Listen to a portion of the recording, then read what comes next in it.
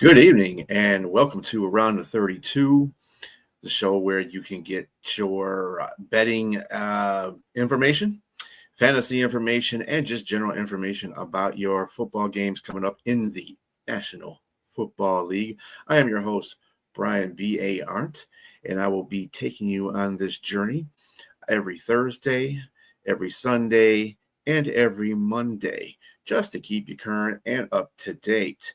Tonight, we have the Dallas Cowboys going against the Detroit Lions at Ford Field. Game is prevalent to both of them. They both need to get this win. It's really important for both of them. If Dallas loses this game, they'll be leapfrogged by the Carolina Panthers, who have beaten them in the head-to-head matchup. If Detroit loses this game, it's not going to look too good for them in their playoff picture because they'll fall back as well. It's just going to be weird, people. Both of them are fighting for their natural-born lives. As you see right here, we have the 7-5 Detroit Lions and the 6-5-1 Dallas Cowboys going at it. And that's the playoff picture as it is, with the Chicago Bears being the number one seed in the NFC, followed by the LA Rams, and then the Philadelphia Eagles, and, of course, the Tampa Bay Buccaneers. In the wild card will be the Seattle Seahawks, the Green Bay Packers, and the San Francisco 49ers. This is a do-or-die game. So let's get into it. The Cowboys 6-5-1 at the Lions 7-5. The Lions are favored by 3 points, which is basically, either way it goes, it happens. The total points are 54.5. We're going to get into that in just a moment. The scoring offenses, the Cowboys are 29.3, which is number 2 in the NFL. And then the Lions are 29.2, which is number 3 in the NFL. Scoring defenses, the Cowboys are 28.5, which is 31st in the NFL. And Detroit is 22.8, which is 15th in the NFL. I would take the Lions and take the under in total points. I see the Lions winning 27-24. Again, it's a field goal game, even though they probably have the better field goal kicker in Dallas. But we're going to get into the reason why I picked this prediction and why you should be taking the Lions at the 3 and taking the under in the points. Out for the game for the Cowboys, offensive attacker Tyler Guyton is out. And cornerback Trayvon Diggs is out for the Cowboys. For the Lions, a heap of people are out. Safety Kirby Joseph is out. Wide receiver Khalif Raymond is out. Tight end Brock Wright is out. And tight end Shane Zystra is out. Right now, we have no word on what Amon St. Brown's status is. He's a game-time decision. We will be looking into that to see what happens as we are going along here. Let's go to the passing offenses versus the passing defense.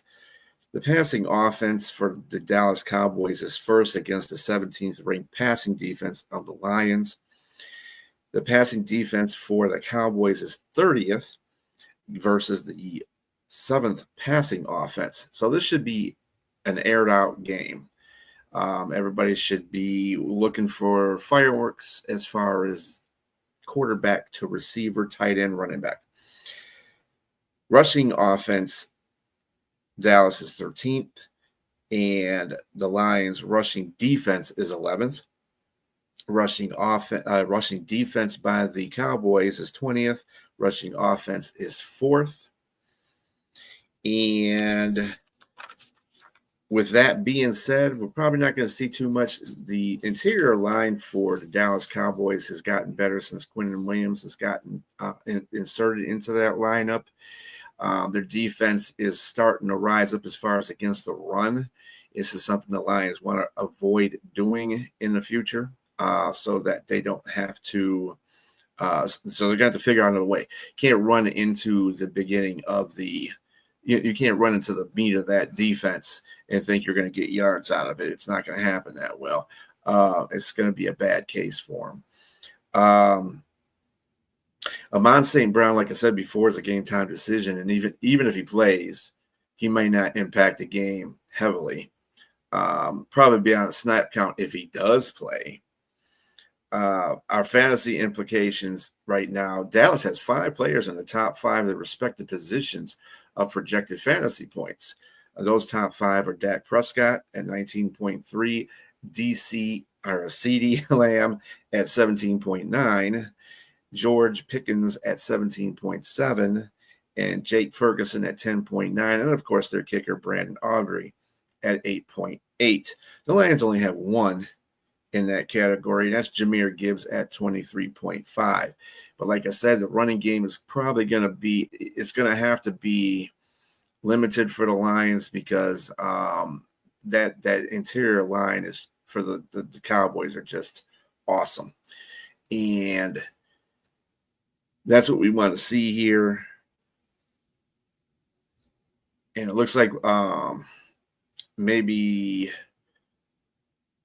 St. Brown is playing, but I don't want to make that official until the game starts. But just keep an eye on that. Again, I don't think that St. Brown is going to be impacting the game heavily. I think he's going to be out there a lot of times for decoys or on third downs. He's not going to have a full snap count, I wouldn't think, with that ankle.